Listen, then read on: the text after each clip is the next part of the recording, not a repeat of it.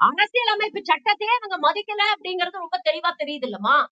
அந்த உரிமையை ஒரு தனி மனித உரிமையில் இவங்க என்னைக்கு தலையிடுறாங்களோ, அன்னைக்கே இவங்க அரசியலமைப்பு சட்டத்துக்கு எதிராக இவங்க நடக்குறாங்க அப்படிங்கிறது தானே. சரி யாருமே மாறக்கூடாது. எல்லாருமே இந்து மதத்துல இருக்கணும்னா, இந்து மதத்துல அவங்களுக்கு உரிய மரியாதைய நீங்க முதல்ல குடுத்தீங்களா?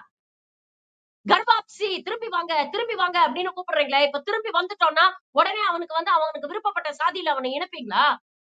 ஒரு பிராமணனே மதம் மாறி போறாருங்க. திரும்ப அவர் மதம் மாறி வந்தாருன்னா, அவர பிராமணன் நீங்க ஏத்துப்பீங்களா? நீங்க சொல்றீங்கல்ல, வளைகுடா நாடுகள்ல எல்லாம் பெரும்பாலான முஸ்லிம் கம்யூனிட்டி தாங்க இருக்காங்க. இப்போ ரீசென்ட்டா நான் போயிட்டு வந்தேங்க துபாய்க்கும், அபுதாபிக்கும். அங்க அவ்ளோ பெரிய ஒரு கோவில் கட்டி வச்சிருக்காங்க. பேப்ஸ்ன்னு. நரேந்திர மோடி தான் போய் இனாகிரேட் பண்ணாரு அந்த கோவில. அங்க அவ்ளோ இந்துக்கள் இருக்கிறாங்க. அவ்ளோ இந்துக்கள் வேலை செய்றாங்க. என்னைக்காவது அந்த இந்துக்களுக்கு பாதுகாப்பு இல்லன்னு அவங்க உணர்ந்திருக்கிறாங்களாங்க? அவங்களுக்கான உரிமைகள அந்த நாடு குடுக்குது. அவங்களுக்கான பக்தி முறைகள்ல அந்த நாடு தலையிட மாட்டேங்குது.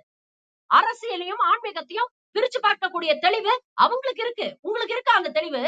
உங்க சொந்த நாட்டு இஸ்லாமியர்களையே ஃப்ரீயா என்னைக்கு நீங்க விட்டுருக்கீங்க? ஹிஜாப் போட்டுட்டு வந்தா தப்பு, மாட்டுக்கறி சாப்பிட்டா தப்பு. நீங்க இங்க வியாபாரம் பண்ணக்கூடாது. நீங்க என்ன வியாபாரம் பண்ணணும்னு நாங்க முடிவு பண்ணுவோம். அத எங்க பண்ணணும்னு நாங்க முடிவு பண்ணுவோம். நீங்க யார லவ் பண்ணணும்னு நாங்க முடிவு பண்ணுவோம். நீங்க யார கல்யாணம் பண்ணிக்கணும்னு முடிவு பண்ணுவோம். நீங்க குழந்தை பெத்துக்கிட்டாலும் குத்தம், பெத்துக்கலனாலும் குத்தம், ரோட்ல நமாஸ் பண்ணாலும் குத்தம், உள்ளுக்குள்ள பண்ணாலும் குத்தம்.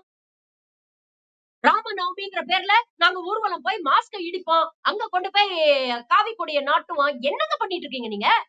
உங்களுக்கு என்ன யோக்கியதை இருக்கு?